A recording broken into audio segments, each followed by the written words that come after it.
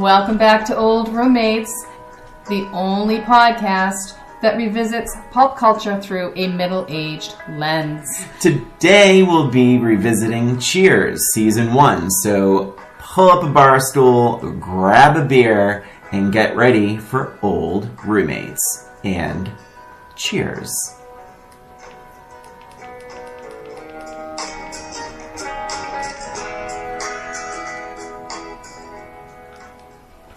Hey, welcome back, everyone.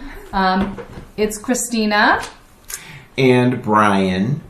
And I don't want to say everyone. I want to say welcome back. Because, it's you. You're listening. You're in your car. We hope. At the... we hope you're looking at the road. You were at the gym, taking care of yourself with some self-care. You are somewhere. Just you. Just us. I guess I was just referring to my fan base. So we're going to talk about Cheers, and as we start, as we usually do with Then, and Christina. So what were you? And we have, by the way, everyone, by the way, you. As you know, Christina and I, we do not talk about these things. We're not talking about these things, and we just watch them on our own, and then I have no idea if Christina has liked it. Revisiting this, she has no idea if I've liked it. We have no idea. No idea. So we're about to find out right now. Okay. But first we start with Then, and Christina, when you were, and this is 1982 we're talking about. 1982, so what was going on? I was in high school, and I remember watching Cheers, and I remember everyone really loving Cheers, and I liked it. It wasn't something that I felt like I had to rush home and put on. If I missed an episode, I didn't feel like I didn't care. I didn't feel like I had to rewatch it or anything. Not that we could, really. Mm-hmm. Could we back then? No. I guess not. But no, it was fine. It was it's good. It's fine. I think it was probably after a show, maybe. Do you remember? Well, I would love to look up the lineup. I know, because it was probably part of... Well, so historically, the first year of Cheers was like one of the lowest rated shows. It was 74 out of 77 shows the first year. Yeah, and but they, the NBC believed in the show. They thought it was a great show. They loved the people involved, and they kept it going, and it became a big hit. But the first year was not a good year for the show, and I think I think it was before the Must See TV Thursday, all that stuff. I don't quite know, and I should have done a little history, but this is not that show. we're not into the history. We're just into our opinions. Yeah, exactly. So, but I don't know if you could have just I think you had to wait till Thursday, and it's interesting because.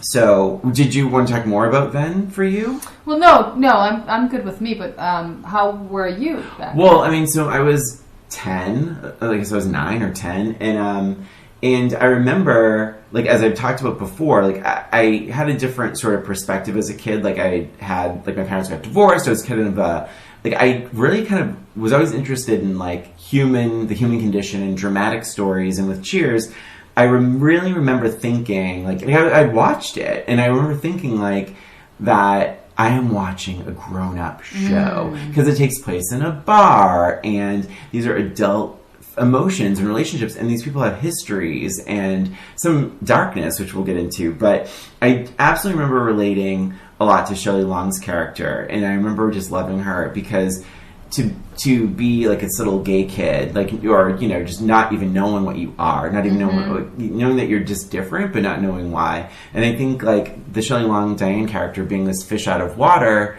I really related to. I had a big family, and I always felt a little different than the rest of my family. I felt a little different. A little elitist? No, I just different, and different from the kids, different from the kids at school. And so I think with Diane Chambers, I related to that character because she was in this situation where she was doing her best, but constantly being picked on, constantly the butt of jokes, constantly standing out because she was different, and I really related to that on a different level, and and I think just more in hindsight that I was that is why I latched onto that character, and she was always the voice of reason. I often felt in my family I was often the voice of reason, even though I was 9 or 10 years old. And of course, I remember like Ted Danson. I remember just like being blown away by his confidence. And so I think that was something I never thought he was cute, but we'll get to that. Sure. But I think it was just more of like the Diane show. I truly always thought she was the main character, and I really liked her in that part of the show. So I think that's kind of where I was then. Yeah, for sure. Yeah. And now, so in full disclosure, we watched the first, I think I watched the first 12 episodes. We said we would watch the first 10. It's just a lot. And it was like, back in the olden days, shows would have 24 to 26 episodes a season. There's just not enough hours in the day, as much as we love this podcast, to watch all of the episodes before the show. So we watched the first 10, but I think we ended up watching a little bit more than that, I guess. Well, I watched 10. 10. I watched, I think, and 12. You watched 12. Yeah. Okay. It's not a competition, Christina, but no, if it was, I would win. But yeah, so do we want to, we're just going to dive in. So again, as you guys know, and as you know, the listener, we do a shallow dive. We're not going to break it down episode by episode because it could be exhausting. So we're just going to dive right in. And we might cite specific stuff, probably. I took a lot of notes. And Christina took notes, too. I took notes for the first time. I took notes. And we'll see if that makes a difference. Yeah, as you know, I take notes every time. So yeah, it's kind of embarrassing. But I know. And I do have a lot of notes here, but we're going to try and make it through. And so what, Christina, just jump in. So my overall thoughts, so funny, it was just the whole sort of choreography, I guess, of it was so different from what you would see in sitcoms today. And that was the first thing that I noticed. The opening scene, it was sort of a long scene. Everything seemed slow. The music, there was an actual song for the theme show, and obviously everybody knows it. Brian, did you want to break into song? I was going to break into song. I could tell. Yeah. I could see it by the look on your face. And I don't even know. So we also don't know the legal logistics. We were going to play the song, but we don't want to get sued, and you know, cease and desist and all that. I don't even know what if we even would, and we could probably get away with it, but we don't want to take a chance. When that song played, it brought me the nostalgia. I think I got a little emotional. Yeah, it was a nice song. So nice. You don't hear that song. I don't like. I mean, and not that you hear most TV theme songs, but I really forgot how sweet that song is. It's really nice, and it's very unusual ditty. For such a nice, what a great song to be at the beginning of a sitcom. Yeah, it was just very strange, and it was unusual to watch it, but it was calming, and it was absolutely what I'm looking for. I don't know. It was nice. It was warm. It's a warm, and I agree. I feel like the show felt like a play so many times. Even with the lighting, I think you mentioned choreography, and I think there's a lot of these movements all around the bar, running back and forth. There are times when it is like a play where there's things going on in the background that matter to the plot. But there's conversations that are had on the other side of the bar where there's people sitting in front of those. I really, really liked it. I appreciated it so much more than I did then.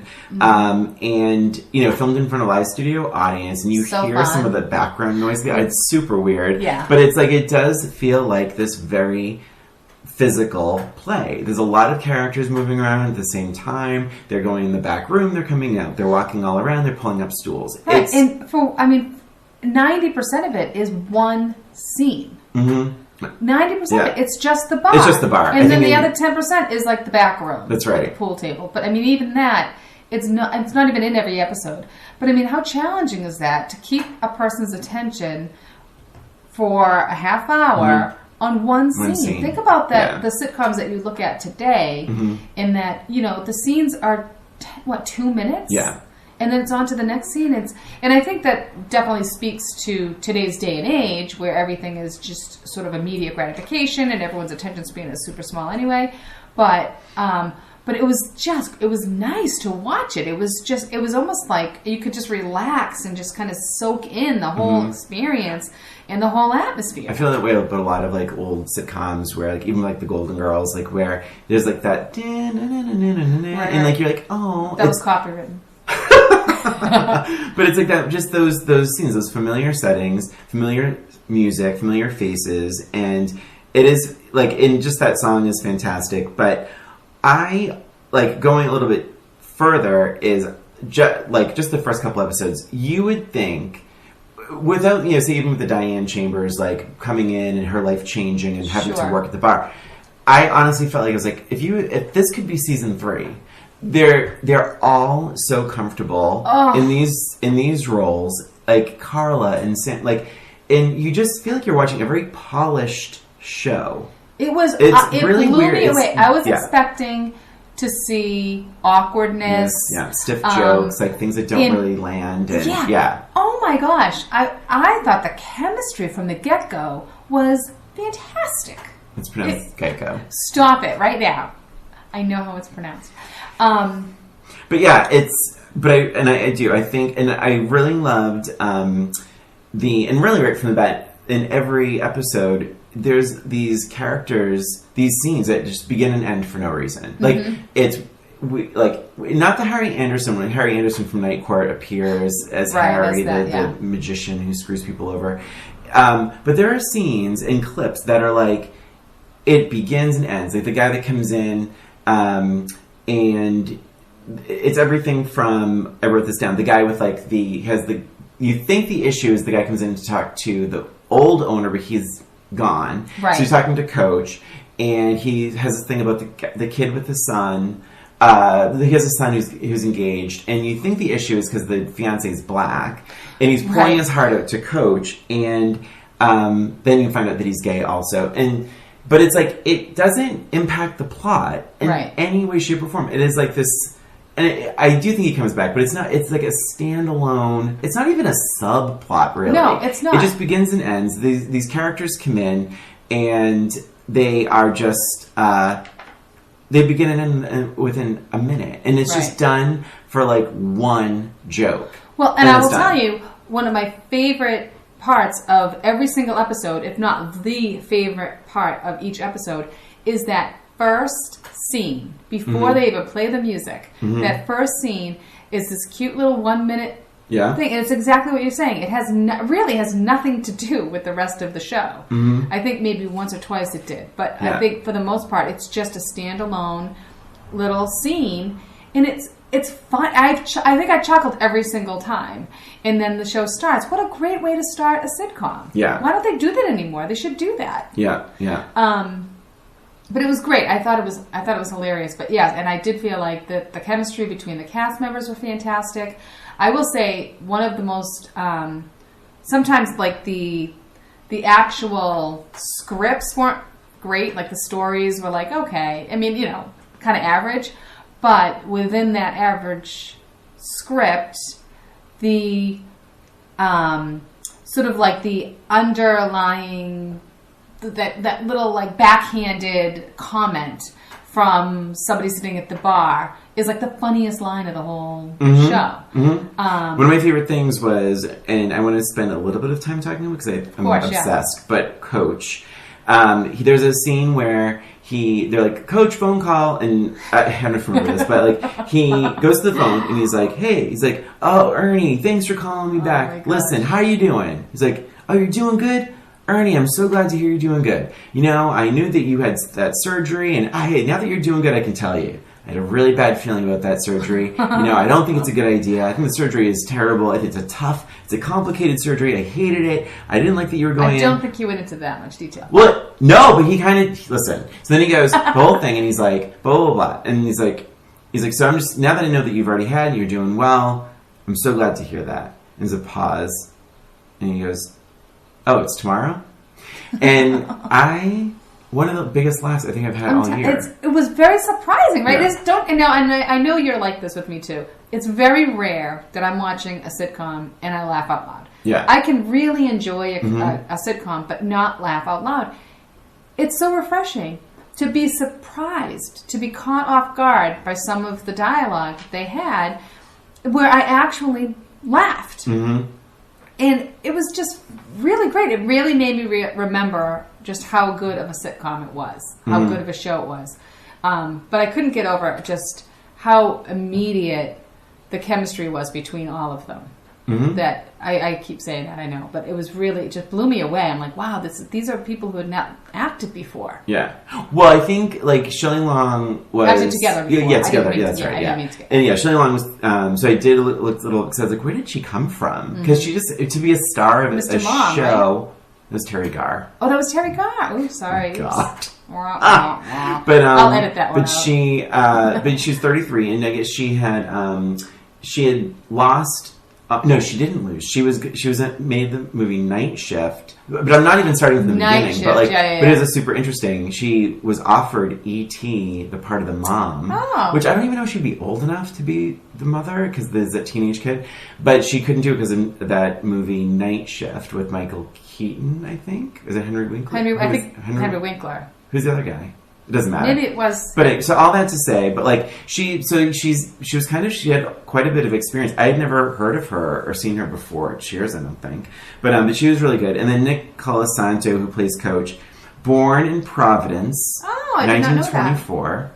And he was buried in Cranston. Yeah, he was fun. He was a little bit over the top sometimes. The jokes were a little over the top, I felt like. What do you mean? Just because I disagree.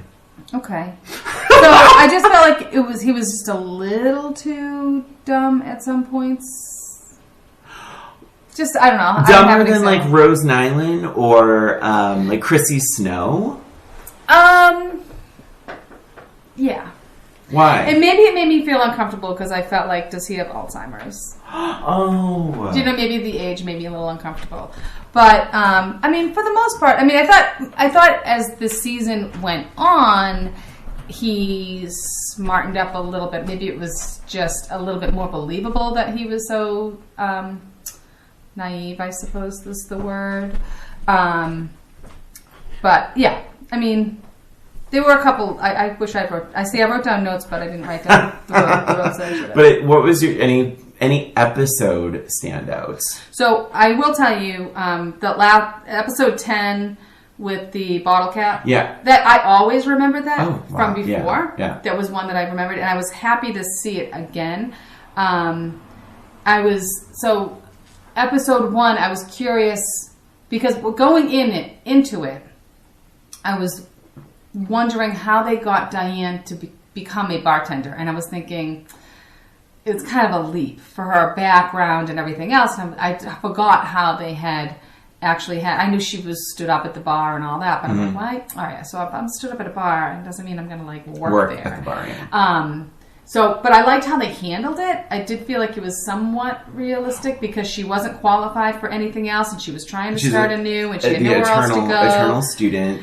And there's a lot of jokes about her being a horrible waitress and a horrible. She couldn't make the drinks. Like there's a little scene once where she actually brought all the drinks to the wrong table, and instead of bringing them to their table, she asked everyone. And I thought it was perfect, Diane Chambers. Like she asked the tables just to switch. Yeah, like everyone got up from one table and moved to the other table. But yeah, go ahead. Sorry. No, that was one episode that kind of stood out. For me, I will say episode 4, which is Sam gets interviewed. Oh, sure. And I will say this, and I will face judgment. Mm-hmm. Fred Dreyer from Hunter, the show. I don't remember Hunter. I mean, I remember Hunter. I don't think I ever watched it very much. But, oh my God, he's gorgeous. Did you think he was cute? I didn't. Well, no, I didn't really. I didn't think he was unattractive, but I didn't. I didn't say, "Wow, he's so cute." He's like 6'4". I mean, like I thought he was hot. There, I said it. Hot and dumb, and to the point where I googled him after, and he's Republican. Well, So I there know you we shouldn't. go. Let's not get political, but it's There you not go. my preferred, situation. But like, but he was a professional football player. But he looked really good. Like, and I think it was important that he looked good because he was trying to get Diane, and then Diane like shoots him down like so bad, and he says, "Nah, too skinny." And I thought that was like really, he was genuinely funny, and a lot of times those characters. Like, I think that's what's good about the shows. They give even, like, small characters, like, just funny lines. Like, and you Yes. don't see that. Often, like, and I think nowadays, so many sitcoms are like, oh, no, they're the funny people. Right. Like, people are just brought in so that so that the other person can be funnier. And it's like, no, it's like sometimes that you really benefit when you give everyone some funny stuff to say. Like, and I go back to, I know it's canceled, but like One Day at a Time on Netflix, where I just loved it because it was everybody had their own humor, and they were allowed to be funny. And you don't see that very much in sitcoms now. And Well, you know what else I liked too on Cheers is they had all these extras around, and they actually gave some of the extras lines. yeah. Like Yeah. you'd never see that now. Yeah. You'd never see that. You'd give that line to somebody else. And it's not like they were lacking in the cast. I mean, there's plenty of cast members to have, delivered that line. But they chose some random guy in the back of the bar to do it. I thought that was kind of funny. One thing I wrote on the episode 4 was, I think this was at the beginning with the, not Dave, Fred? Oh. Harry. Okay, Harry. Yeah. Harry. His name's Harry. Yeah. Yeah. So he was doing that trick on the money trick on Yes. Coach. Yeah. Beer was $1. I wrote that. I wrote that too. I wrote beer was $1. That is so funny. I mean, come on. Was it really 82? $1.82? I don't think We don't so. know the I beer. know. We don't know Maybe. the beer. I mean, it That's was true. a bottle, but when that happened, Christine, it wasn't a bottle. Yeah. So I'm like, a bottle for. But remember that New Year's when I was like, Oh, that's like we had a $1. friend. Yeah, we had a friend that, she took. Well, that's after buying a 6-pack. It could be $1 if it was a 6-pack, but not a bar. That's fair. That's true. Yeah. But I remember I wrote that down. I was like, beer was $1 in 1982 at a bar and at a Boston bar. And but yeah, I thought that was also funny. But Yeah. I I have no idea what my note says here. It says something like, they took their time, which I appreciated. So, I don't know, I think that means just like the whole episode, like they just take their time in their storytelling. But I did write annoying the way Sam always put his foot up on the bar.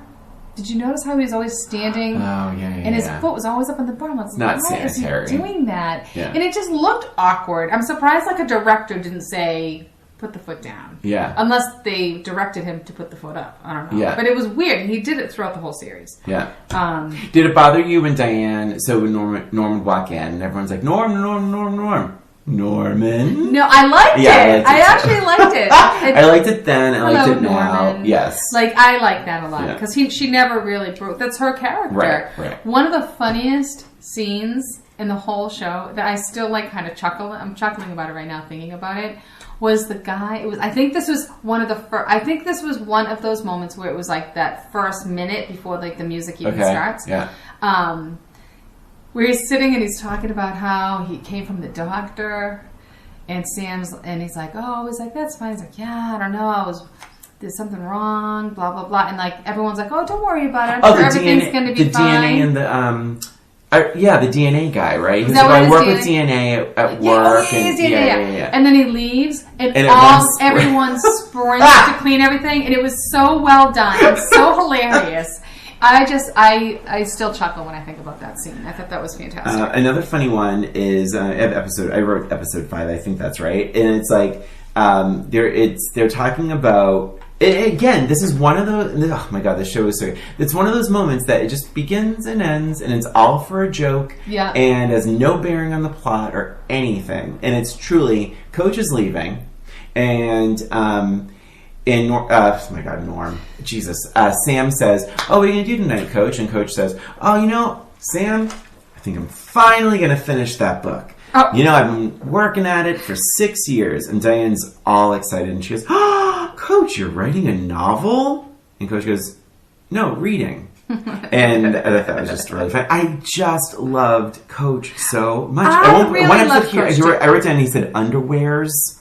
But that's the sort of thing that I thought was great. There were just a couple of things at the very beginning. I think it was the first couple of episodes where I was like, that's kind of unbelievable that he's that stupid. Yeah, well, he bangs his head on the bar.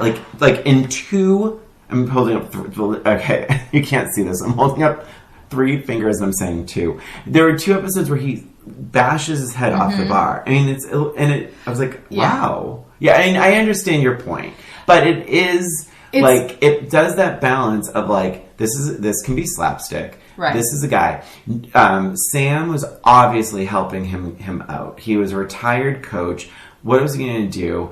You could almost sense that Sam does have some sort of, beyond respect, but almost like maybe a responsibility for Coach. Yeah. And I think it's really nice. And they all looked out for each other. There's even little moments of like drunk driving, designated driver, who's driving who home. There are moments, yeah. Like people looking out for each other. And it's milliseconds of time. People saying please and thank you. And it's just these, like, they all are good people. Yes. Even though Norm will call Vera a bag. Like, and he refers to her as like a bag of... Remember when Cliff says something like, well, I have to go pick up my old bag in my truck, and Norm says, I'm going to go to sleep with mine. Yeah.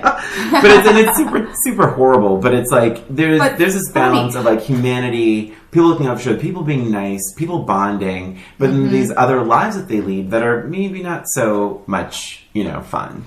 Right. Yes, I agree completely. As she is just like looking at her own notes and not... I'm trying to read what I wrote. So there's on episode 1, I chuckled at the first joke and I wrote mime. I can't remember what that was now. Oh. There was a mime joke. I have to rewatch it, but I laughed at it. I wish I could remember what it was. I also said that Carla was younger than I remembered her to be. Totally. Did you feel that too? I'm like, oh my gosh, she's actually a lot younger. Great joke, and it's so bad and so bad. In fact, Sam even says how bad the joke is. Like, she talks about, and remember this is 1982, so they're talking about sailing, and I think Diane is like, oh, and my teacher is going to take me out sailing this afternoon, or Sam was talking about a girl that he's going to go sailing with. He's like lying to Diane to change that perception of him. And he talks about sailing. And Carla's like, I'm really trying to get my kids involved in sailing. And Sam's like, really, Carla? She's like, yeah, I just saw that movie Ordinary People. I got inspired. And he's like, oh, God, Carla, because, famously the kid dies in Ordinary People from a sailing accident. Right. But I was like, wow, that's a dark fucking joke. But even the show knows it's dark. Yeah. So, yeah.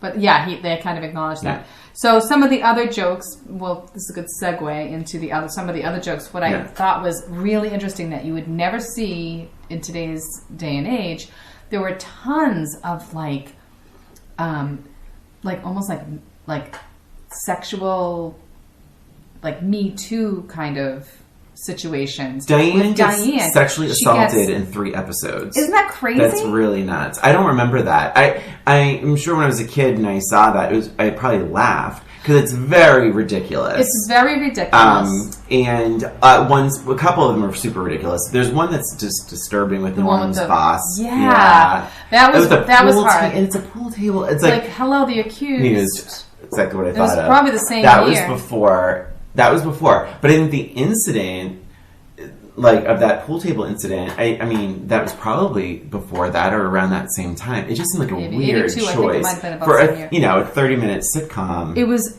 so strange. Have your main character. It felt like there was a lot of that. Yeah. A lot of that, like. Oh, he says he's like, oh, I would hit you right now. Like, there's a lot of that hitting. I've never wanted to hit a woman. So, yeah, right. That's so weird. Oh wait, or is that from something? That's been something else. Yeah, but he does. I think Sam does say at one point, like, he wanted to, like, hit Diane. Yeah, and there's a bit of that Me Too stuff. If you weren't, yeah. I mean, there was episode 6.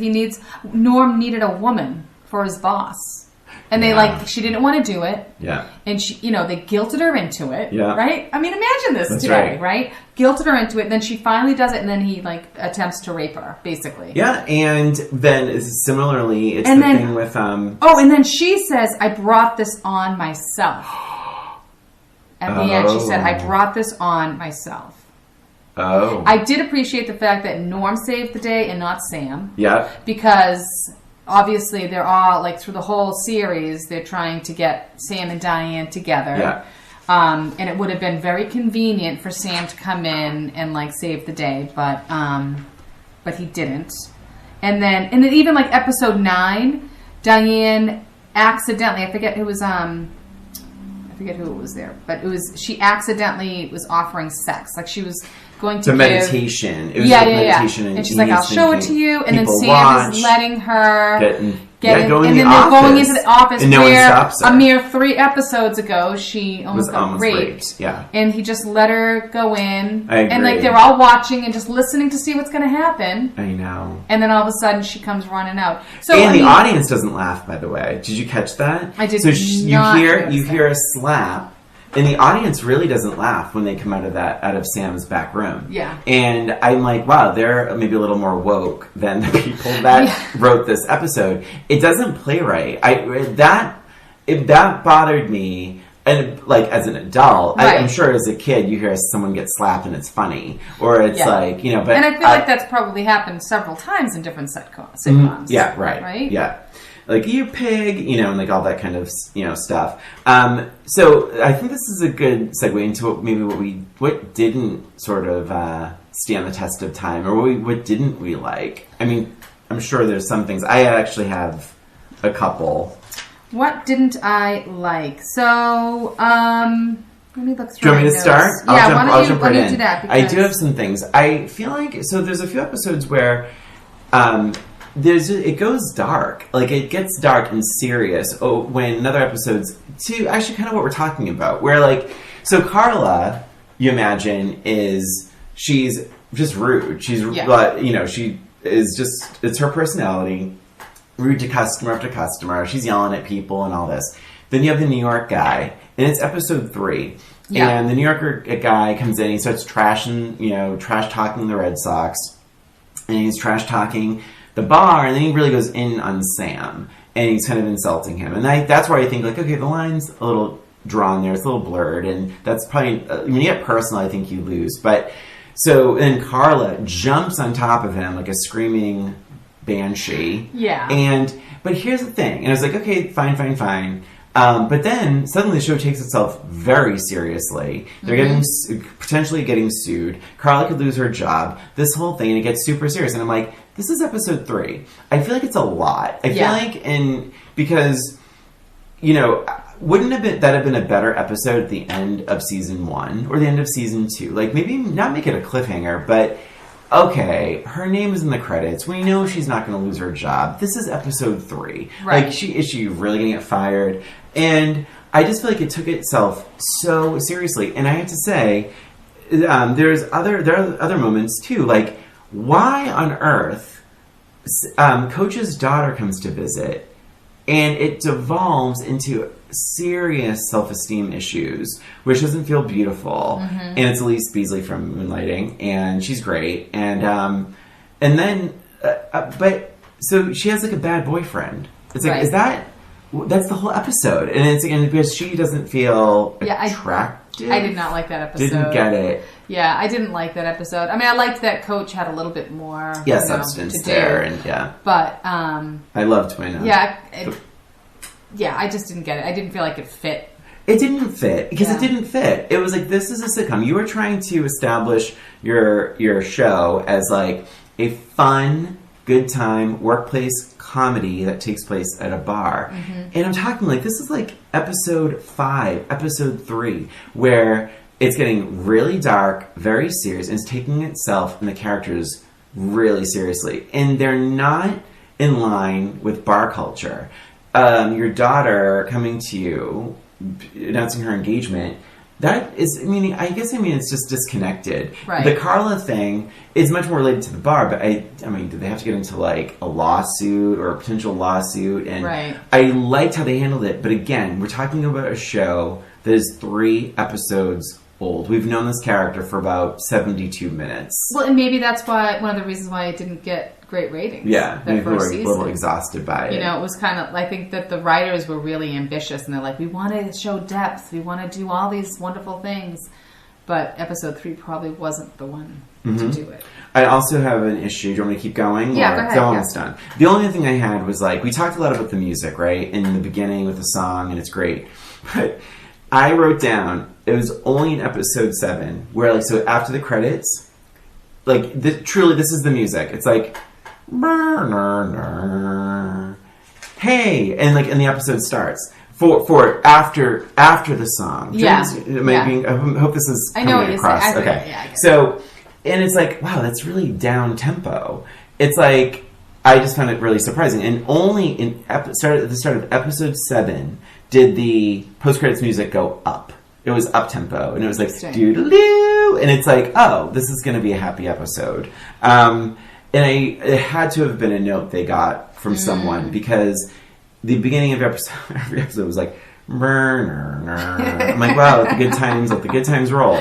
But so it's just something that if you revisit this on Netflix, it's something that I observed, and I think it's kind of an easy observation, because it's like the music's a downer, right, other than the song, right? But yeah, that's a good point. I didn't really notice that at all.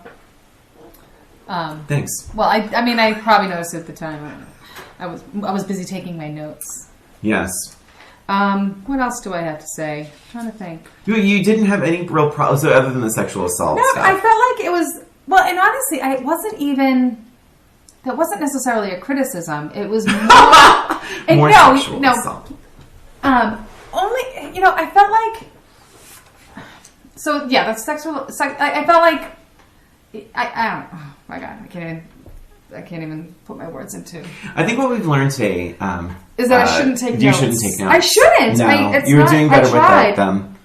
Yeah. So, all right. So, my thoughts about the sexual assault stuff. Not necessarily the sexual assault stuff. I thought that was handled okay. I'm not a big fan of sitcoms turning into drama. Mm-hmm. I always had this sort of thing going for me. I just don't like it. It's like I like to know what I'm getting into. But with that being said, I feel like some of the, like, I'm going to call them like the Me Too jokes, I thought they were funny, and it still, almost, like now? I did. Okay. And I feel like it made me a little bit sad that everyone is so paranoid today in writing that they don't feel like they can make silly jokes. Like, I feel like that was kind of glaring looking at some of the more funny moments and realizing that today I think maybe that's why they're not quite as funny, because they have to be so politically correct in everything that they do on these sitcoms nowadays. And I mean, I know that there's lines that need to be, drawn or whatever, but at the same time, like, people need to lighten the fuck up, man, on some of this stuff. Do you think, do you think in Cheers that there was a balance of male-female jokes? No, I didn't think it was a balance, for sure. I think that there was definitely more jokes on Diane. Okay. But I think it was because it was the character. It wasn't necessarily because she was a woman. All right, that's a big difference. I think that it was, it's mostly men working at the bar, mostly men in a bar. I mean, I think that's pretty true to light. Mm-hmm. Women don't typically just go to the bar to drink. Most men might. There were 2 waitresses.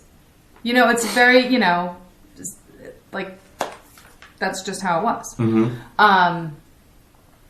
So I think it was more. So you think, like, nowadays there should be more sort of male-female banter jokes? Like, I just feel like people need to stop being so paranoid about everything and just think about, it's a joke. Yeah. Yeah. It's a joke. Yeah. That's what I think. And that's what I kind of noticed in Cheers. It was really funny. like Norm talking about his wife. Yeah. Right? Do you think they would write something like that now?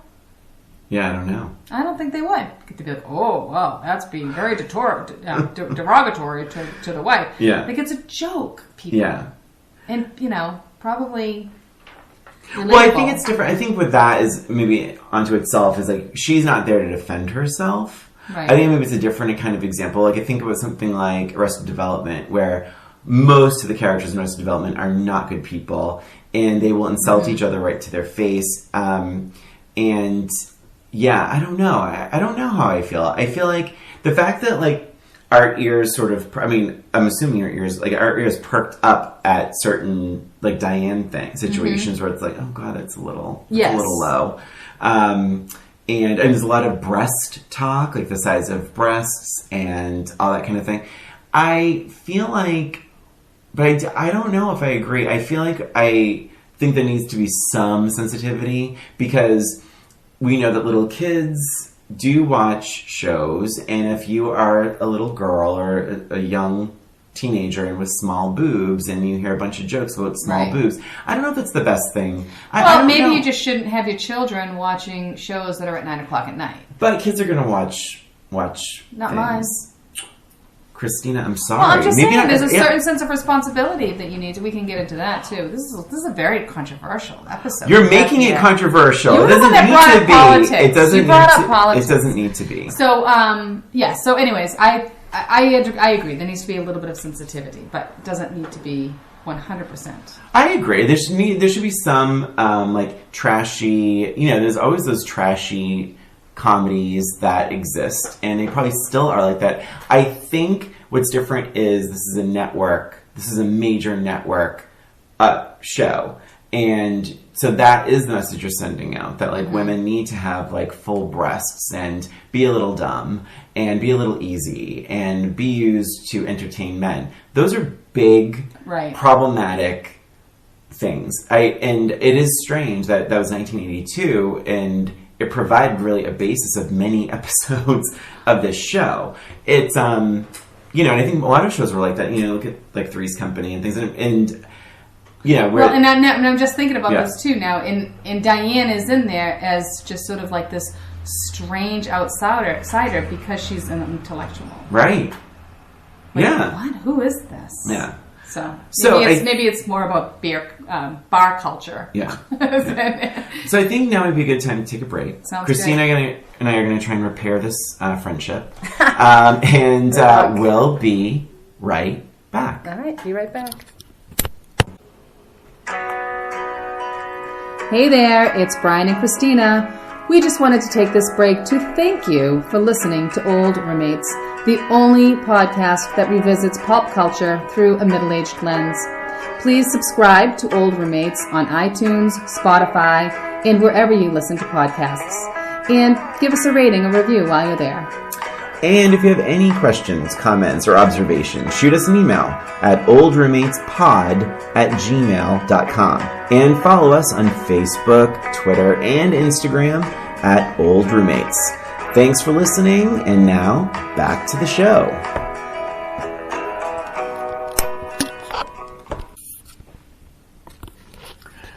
And we're back. Christina, any final Cheersian thoughts? Yes. So I was able to look through my notes and decipher what I wrote, and there were a few things. So one thing I circled here I thought it was like a little bit unrealistic that Sam would hit on a woman for literally 2 seconds, and the woman is like ready to go to bed with him. It was in episode 2, and I know they're just trying to establish his powers. And speaking of Sam, I thought it was funny, like Ted Danson. Yeah. I felt like I think he's supposed to be like the main focus of the show, but I felt like he was the least important character for a while. Interesting. Did you feel that way at all? Yeah. He was actually weirdly like the voice of reason, and in some ways, like he was like kind of like the central.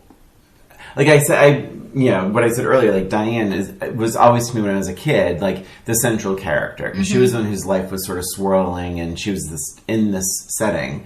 And the thing with Ted Danson, or that character. I agree. He wasn't super important to many of the storylines. Right. Unless they were specifically about him and only him. Right. But I think, it's funny because if you think about it, he is this retired baseball star. Right. Mayday Malone. So maybe there's some truth that he, 2 seconds, you're watching this in a 30-minute show or whatever, but I think they had to establish him fast as a ladies' man. Yes. What I struggled with is I don't quite get why he, knowing what we know of him, would like Diane, or if it was truly just like the challenge of Diane. Because she's very bright. Mm-hmm. She is not, necessarily like the sexy of like 1982. Right. Right? It's like, especially when the show has tried very hard to establish what they think is sexy. It's like that woman who walks in with the blonde hair and the big boobs and the big butt. And like, so it's like, okay, so we know where the baseline is for what they think is sexy. So Diane does not really fit any of those boxes. Mm-hmm. So why would Sam be interested other than just the challenge of it all? I think it was the challenge. And I think the challenge. Yeah. I think that she makes him look at himself in a way that no one else has really made him look at himself. Like, no one, I don't think, has ever probably challenged him. And her just not really wanting anything to do with him and basically calling him stupid, I think that made him look at himself a little differently, whereas everybody else is like, Sam, he's fantastic, we love him. Totally get it. So I think that that's probably part of like the attraction, is that he had that like inwardly, looking at himself inwardly because of her. Yeah. My final thought before we get to our questions is, I really loved in the first episode, and they never did it again, but in the first episode, there was that conversation about the sweatiest movie. And everyone was, that's when we meet Diane. Because, it's when her fiance has his sort of moment. Because he's like, oh, Cool Hand Luke. And they're like, oh my God, you're brilliant. And I thought that was what a funny way to start an entire television series with this conversation about pop culture. Right. And it was like, and it's funny, they said Body Heat because Ted Danson is in Body Heat, so that was kind of funny on its own. But I liked that idea of learning about people through their pop culture interests. I think it's superhuman, and it does happen at bars. So I appreciated that kickoff to an entire series. And I think I'll keep watching it. It's a very easy to watch. I may continue to watch it too. Funny show. And Matt wanted to watch it with me too, which was kind of fun because he's like, I'm not going to watch anything else, but I like this one. But no, and the only other note I wanted to say was that there wasn't a whole lot of chemistry between Sam and Diane in the first few episodes. Yeah. And it seemed really forced when they were trying to get them together. And that I felt like they shined the most when the storyline was not directly about them. Yeah. And that they sort of were on the sidelines together. There's a shot where the coach is leaving with the younger woman, right? And they're watching walk up the stairs, and they're smiling together. And I agree. That's exactly that point. It's like they make a really good team, right? And until later, as we know, the love story sort of with will they or won't they. Right. And you had mentioned something like you said that like there's no real reason to watch necessarily, but I think like this for a sitcom there are these sort of like character developing things. Like these characters, as comfortable as they are, they're not like quite baked. There's things they're realizing as they go along, which I think was kind of probably a different way than most sitcoms at that time. I think it was a little different, but I think they were one of the first sitcoms to do something like that. Will They or Won't They? That whole series long kind of where things have an impact, right? So I think that was one of the first. Yeah. Whereas now it's sort of assumed. You're looking at the first episode. Oh, they're going to get together at some point, Absolutely. And then they rush it together, and it's just not. It's not as full. Yeah. Questions, Do you want to go first, or I feel like I usually go first? I don't know. Sure. I can go first. Yeah. So this is our match game segment. Surprisingly enough, I actually found a recording of that game show clip, that music, the match game clip, music, whatever theme, on Matt's phone. That's so weird. It's so weird. So I want to look up and see if we can use it, but probably not. Probably not. All right. So anyway, so my match game question for you is one we've done before, but I enjoyed it. Yeah. It's a fuck, marry, kill. Okay. Okay? Yeah. So... Thank you for keeping it classy. You're the first one who did that. I never claimed to be classy anyway.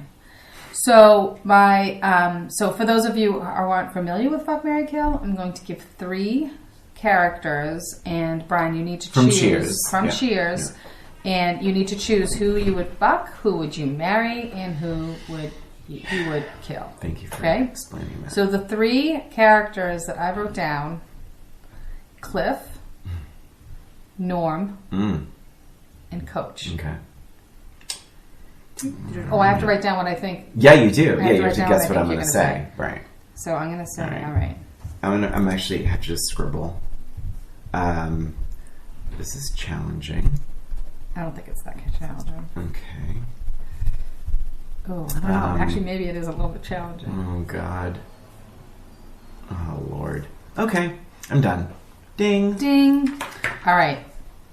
So, I would fuck Cliff. I would marry Norm. And I would kill Coach. Even though he's my favorite... Coach! He's my favorite character on the show. He is my favorite... Truly, officially, Coach is my favorite character on Cheers. But I would kill him. In terms of real life, Is it because you feel like he's going to die soon anyway? Nope. It's because I think I would worry about him, and I just don't think there'd be a whole lot of. I think he's a very warm character, but I wouldn't want to have sex with him. And I wouldn't want to marry him because I would feel like he would hurt himself pretty regularly, and just and, going to I think about my life and the way it's like, and if we play board games all the time, Christina and our circle of friends, and he wouldn't be great at board games. That's exactly what it boils down to. That is 100% what it boils down to. He would not win. But then Cliff would be good with that stuff, but he would really never shut. He would drive me up. Crazy. He would always have a fact, and I just I mean, I talk a lot. I would not want to be with Cliff. He would drive you crazy. In 5 minutes, he would drive you crazy. But I would say, fuck, but he would have to keep elements of the mailman uniform on. Yeah, well, at least because it just has a fetish, a fetish thing. But then Norm, I think, just because first of all, he'd never be home. So if we didn't like each other, if we didn't get along, I wouldn't have to worry because he would be out. It's who cares? And if we did get along, great. Because he's fun. That's good reasoning. I like that reasoning. What did you think for me? So we agreed on the fuck. Okay. Yeah, because it's kind of done.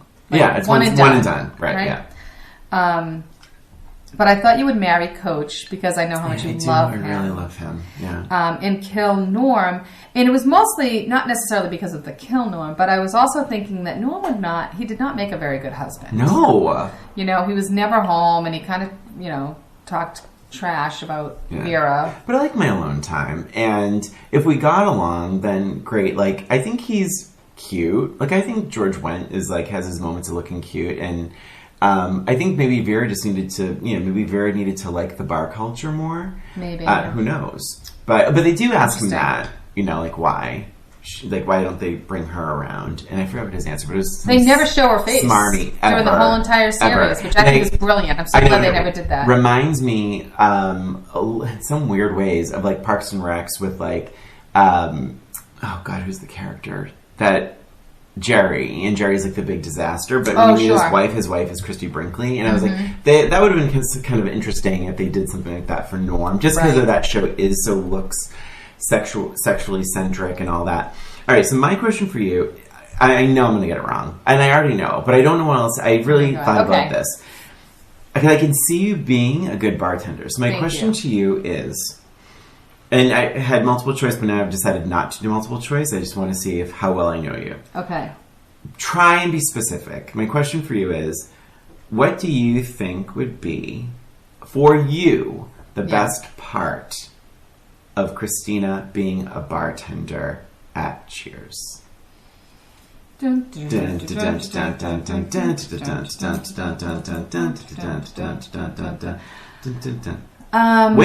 You have to, do I have to write it down? You have to ding it in. You have to write it down. No, but you have to ding in. All right, I guess I'll say ding then. Ding. Okay. Ding. All right, so I think I would enjoy being a bartender actually, but I think when I think about being a bartender, definitely like the social aspect of it. Just like, I mean, how specific do you want me to be? Just making new friends, Okay. but nothing too committal. Like, just like being. So would you friendly, say? Being able to talk? Would you say chatting and Yes. flirting with customers? Um, Chatting with customers. I would say chatting with customers and possibly flirting with customers as well. Oh, that's what I had. Good job. I had flirting and chatting with customers. Very nice job. Yay! Yay! So you got it wrong and I got it right. So I guess that's it for this episode of Old Roommates. Thanks for listening. Please subscribe to Old Roommates on iTunes, Spotify, Stitcher, and wherever you listen to podcasts. And give us a rating or review while you're there. And if you have an idea for the show, a suggestion, comment, email us at oldroommatespod@gmail.com. And don't forget to follow us on Facebook, Twitter, and Instagram at Old Roommates. This is Christina. And this is Brian. Thanks again for listening. Till next time.